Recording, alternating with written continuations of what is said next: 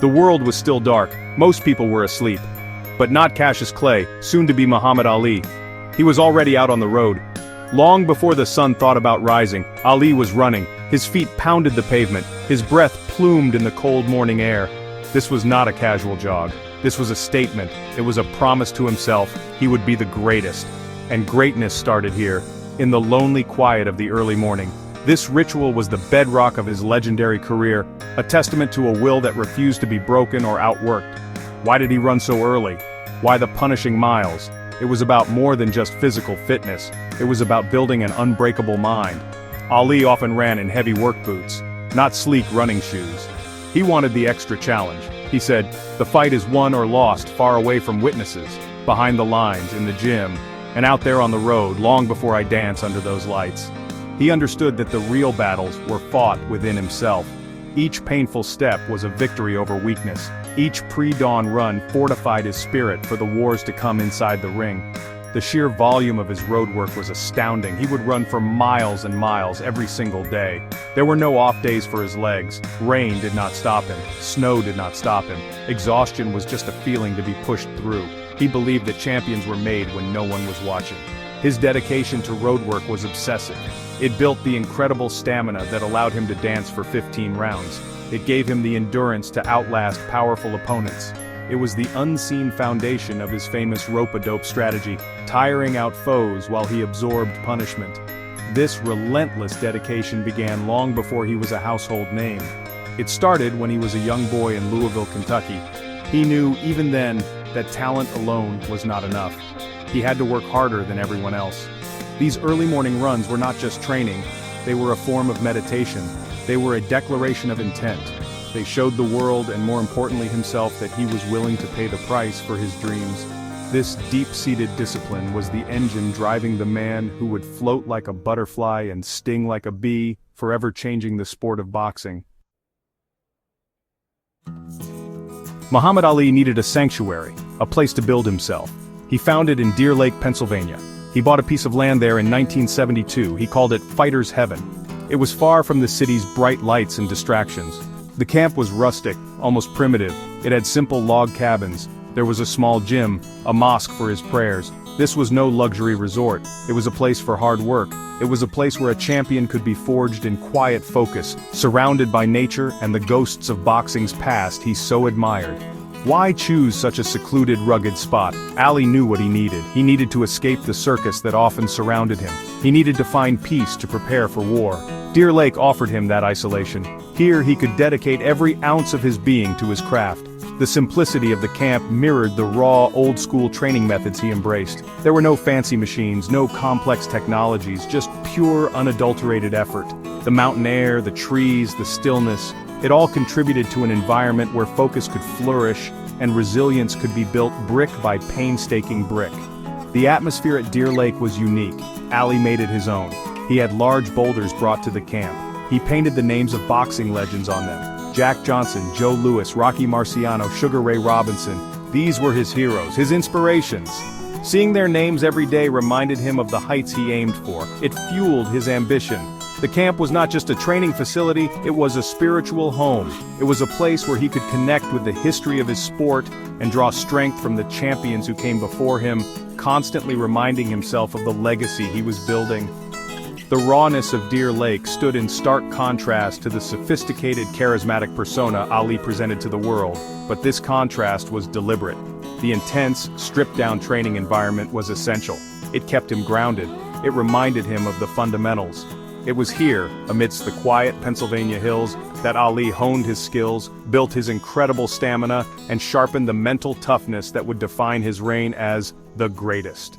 The camp itself became legendary, a symbol of Ali's unwavering commitment to being the best, a place where sweat and sacrifice were the daily currency. The daily routine at Deer Lake was relentless. It began with those pre-dawn runs, often 6 miles or more. But that was just the start. After a short rest and breakfast, it was time for the gym. The gym was his workshop. He would pound the heavy bag for round after round. The rhythmic thud echoed through the camp. It was the sound of power being built. He worked the speed bag with blinding quickness, his hands a blur. This honed his reflexes and hand-eye coordination. He skipped rope like a dancer, light on his feet, building that legendary footwork. Every drill had a purpose, every drop of sweat an investment. Ali incorporated unique old-school exercises into his regimen. He famously chopped wood. This was not just for show, it built incredible core strength and explosive power in his shoulders and back. He would swing the axe for hours. The story of him shadowboxing underwater in a pool is more legend than confirmed fact, but it speaks to his willingness to try anything to gain an edge. What is certain is his dedication to calisthenics, sit-ups, push-ups and leg raises, often performed with grueling intensity.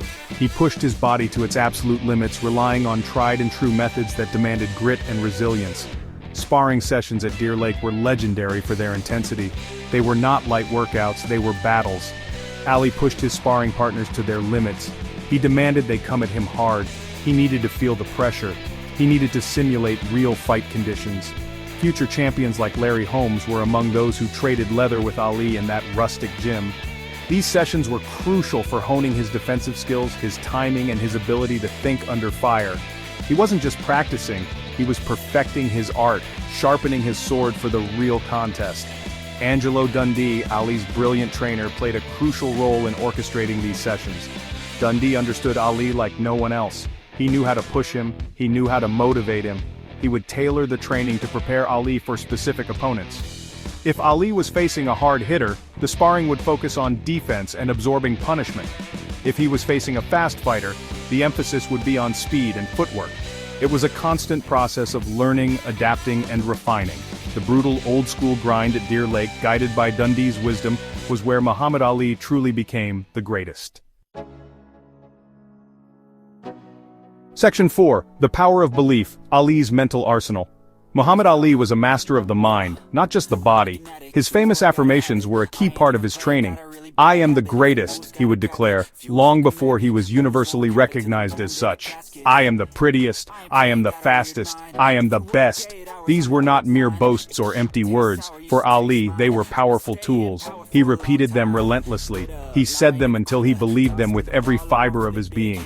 He understood that self-belief was a weapon. If he believed he was the best, he would train like the best, and ultimately, perform like the best. Visualization was another secret weapon in Ali's mental arsenal. He would spend hours mentally rehearsing his fights. He saw himself winning. He visualized every punch, every move, every shuffle. He imagined the roar of the crowd. He felt the champion's belt around his waist. This practice, common among elite athletes today, was something Ali intuitively understood and utilized decades ago. By creating a vivid mental blueprint of success, he programmed his mind and body to achieve it. He was winning the fight in his head long before he stepped into the ring, making victory feel inevitable. Ali's psychological warfare was legendary. It was an extension of his mental training. His poems, his predictions, his taunts, they were all designed to get inside his opponents' heads. He would famously predict the round in which he would win. This unnerved his rivals. It made them doubt themselves. It gave Ali a crucial psychological edge before the first bell even sounded. This trash talk was calculated, it was strategic. It was part of his overall game plan, as important as his jab or his footwork. He understood that boxing was as much a mental battle as a physical one. This powerful mental training was not separate from his physical conditioning. It was intricately woven into it. His affirmations fueled his grueling workouts. His visualizations guided his sparring sessions. His psychological tactics were practiced with the same dedication as his punches. Mind and body worked in perfect, devastating harmony. This holistic approach made him the complete fighter. He wasn't just physically superior. He was mentally tougher, more confident, and more resilient than his opponents. This combination of supreme physical gifts and an indomitable mindset is what truly set him apart from all others. Section 5. The Wilderness Years. Exile and Intensified Resolve. In 1967, Muhammad Ali faced his toughest opponent outside the ring. He refused induction into the U.S. Army during the Vietnam War, citing his religious beliefs as a Muslim minister. The consequences were severe. He was stripped of his heavyweight title. He was banned from boxing in the United States. He faced a prison sentence. For 3.5 years, during what should have been his peak athletic prime, Ali was an outcast. He was denied the right to earn a living doing what he did best.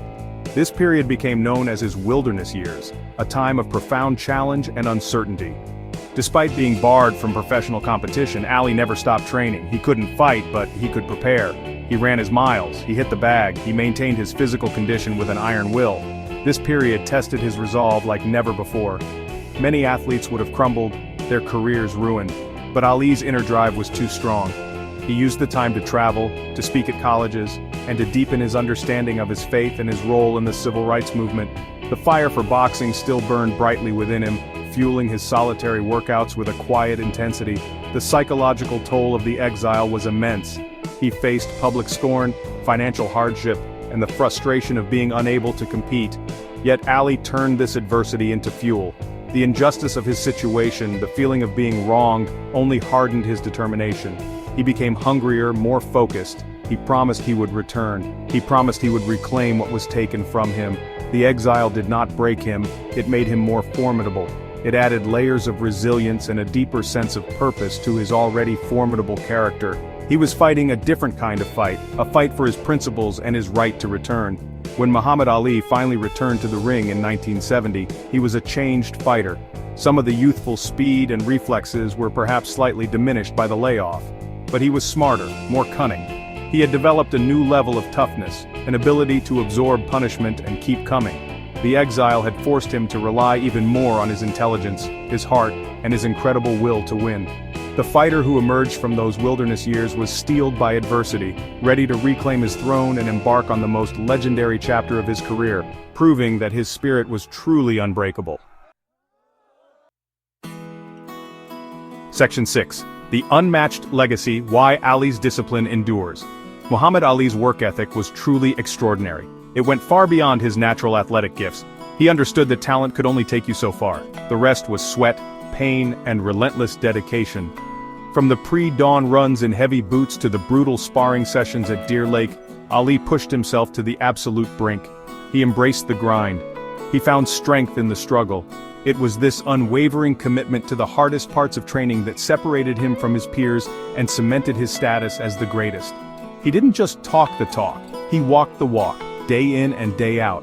Why do so many modern fighters struggle to replicate Ali's old-school training methods and sheer work ethic? The world has changed. There are more distractions today, more comforts. Training science has evolved, sometimes favoring technology over raw grit. Ali's methods were brutally simple but incredibly effective. They demanded a level of mental fortitude and a willingness to endure discomfort that seems rarer in today's sporting landscape. The isolation of a place like Deer Lake, the sheer volume of road work, the relentless intensity, it requires a singular focus that many find difficult to sustain. Yet the timelessness of Ali's discipline remains undeniable. The core principles that guided his training are as relevant today as they were 50 years ago. Unwavering dedication to your craft, the power of self-belief and positive affirmation, the importance of mental toughness alongside physical conditioning, the relentless pursuit of constant improvement. These are universal truths for anyone striving for excellence in any field. Ali showed that true greatness is built on a foundation of hard work, resilience, and an unshakable belief in oneself, principles that transcend sport. Muhammad Ali became more than just a boxer. He became a global icon, an inspiration to millions. His training regimen, his sacrifices, his unwavering stance for his beliefs, they all contributed to his legendary status. His journey was a testament to the power of the human spirit. He taught us to push our limits, to dream big, and to fight for what we believe in. The discipline he forged in those lonely morning runs and in the Spartan gym at Deer Lake was not just about winning fights. It was about shaping a life of purpose and impact.